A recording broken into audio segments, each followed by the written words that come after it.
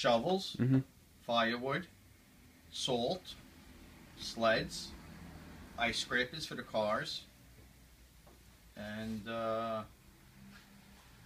gloves. We sold a ton of gloves, a ton of batteries.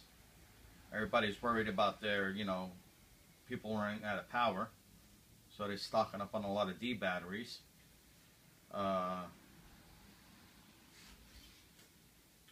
Snow markers. Sold a bunch of snow markers.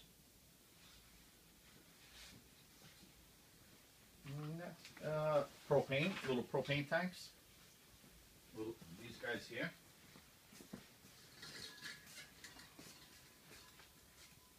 I guess in case they run out of. That's pretty much a lot of lighters. A lot of these guys.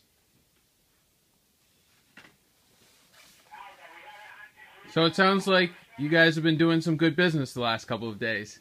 This morning it was crazy. This morning it was like a zoo. No, it's all down there. Whatever's it was very busy this morning. Firewood was going like crazy. We won't have any until next week. Ice melt. People are buying cases of it, bags of it.